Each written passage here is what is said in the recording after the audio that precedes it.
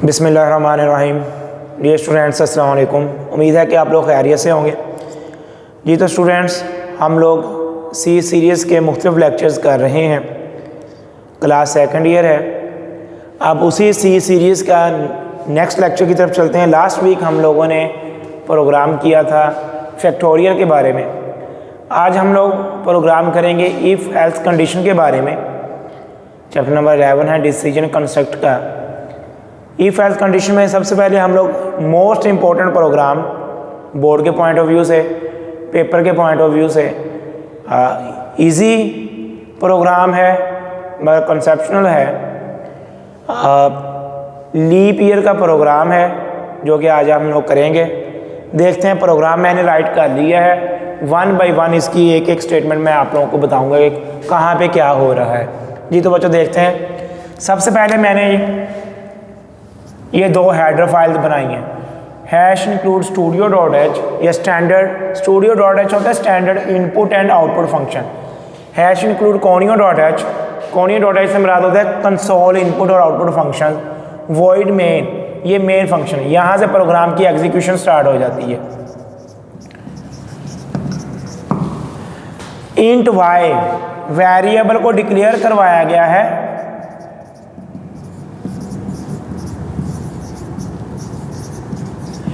Variable declare यानी कि compiler को बताया गया कि हमने ये वेरिएबल यूज़ करना है। वेरिएबल कौन सा है? वेरिएबल का नेम है वाई, उसकी डेटा टाइप क्या है? इंटीजर है। क्लियर स्क्रीन का फंक्शन कि स्क्रीन को क्लियर करवा दिया जाए। हमने यहाँ पे कहा है कंपाइलर को print F inter a year, यानी कि वैल्यूज़ प्रिंट करवाई जाए। कौन सी? एक साल प्रिंट करवाया जाए। स्कैन एफ परसेंटेज डी, यानी कि परसेंटेज डी क्या है? ये फॉर्मेट स्पेसिफायर है, यानी कि जो बताता है कि हमने वेरिएबल किस टाइप का लिया है, फॉर्मेट स्पेसिफायर। अब सबसे पहले तो आप लोगों को पता होना चाहिए कि लीप ईयर का प्रोग्राम कौन सा होता है, या लीप ईयर क्या होता है। आमतौर पर हमने देखा होगा कि फेब के 28 डेज होते हैं, यानी कि फरवरी के 28 डेज होते हैं। लीप ईयर जो होता है वो हर 4 साल के बाद आता है। हम लोग कोई भी ईयर हो, अगर उसको 4 पे डिवाइड करें, अगर उसकी मोड वैल्यू या रिमाइंडर वैल्यू 0 के इक्वल आती है तो वो लीप ईयर होगा, अदरवाइज वो आम ईयर होगा। अब यहाँ पे हमने कंडीशन लगाई है इफ एल्स की। If y mod 4 is equal to 0, y से मुराद कोई भी ईयर होगा, इसको हम लोग डिवाइड करेंगे 4 पे, और अगर उसकी मोड वैल्यू 0 के इक्वल है तो वो लीप ईयर होगा, अदरवाइज वो कौन सा ईयर होगा हमारे पास? वो आम ईयर होगा, कोई भी कॉमन। अब वाई की वैल्यू फॉर एग्जांपल हमने लिया हुआ है 2004। 2004 को अगर हम लोग 4 के ऊपर डिवाइड करें, इसकी मोड वैल्यू 0 के इक्वल होगी। हमने लिया है 2016, इसकी मोड वैल्यू 0 के इक्वल होगी। 2016 को अगर हम लोग 4 पे डिवाइड करें, इसकी मोड वैल्यू 0 के इक्वल होगी तो ये लीप ईयर होगा, अगर नहीं होगी तो लीप ईयर नहीं होगा। 2013 लीप ईयर नहीं होगा। अब 2023 चल रहा है तो 2024 जो होगा वो लीप ईयर होगा। प्रिंट एफ, यहाँ पे हमने जो भी फॉर एग्जांपल हमने यहाँ पे लिखा था 2014 को हम लोग 4 पे डिवाइड करेंगे, हमारे पास कितना आ जाएगा? 20, फिर हमारे पास यहाँ पे क्या आएगा? 16। ठीक, 0 आगे क्योंकि 2 डिजिट हमने इकट्ठे नीचे उतारे हैं, तो 4 16, मोड वैल्यू कितनी आ गई हमारे पास? 0। जब मोड वैल्यू 0 आ गई तो इसका मतलब ये लीप ईयर होगा। अब यहाँ पे क्या है? हमने 2016 लिया था, मोड वैल्यू 0 के इक्वल थी, तो प्रिंट क्या आ जाएगा आउटपुट में? 2016 इज अ लीप ईयर।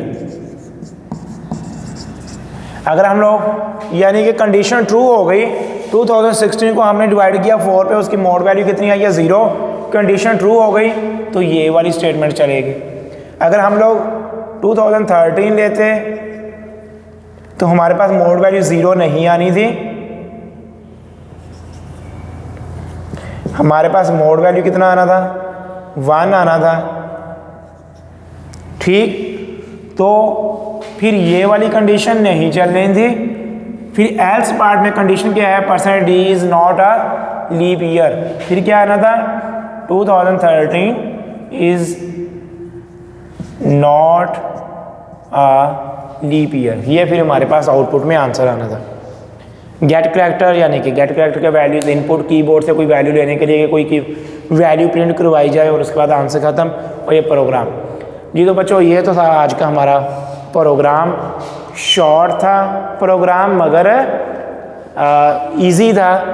अगर आप लोग इफ़ और एल्स कंडीशन जो है इसके ऊपर अगर आप लोगों की ग्रिप है तो आप लोग ये प्रोग्रामिंग आसानी से ये प्रोग्राम कर सकते हैं। मोस्ट इम्पॉर्टेंट है, प्रैक्टिकल में भी आ जाता है, बोर्ड के सालाना पेपर्स में भी आता है। आप लोगों ने प्रोग्राम को समझने के लिए वीडियो को मुकम्मल देखना है। ठीक, वीडियो को मुकम्मल देखें, एंड तक देखें। अगर कहीं पे कोई समझ नहीं आती तो आप लोग मुझसे दोबारा से कमेंट बॉक्स में कमेंट कर सकते हैं। जो लोग चैनल पे नए हैं वो चैनल को सब्सक्राइब करना मत भूलें, क्योंकि आप लोग जब सब्सक्राइब करते हैं इसी से हमें इनकरेजमेंट मिलती है, हम न्यू लेक्चर की तरफ चलते हैं। दुआओं में याद रखें। अल्लाह हाफिज़।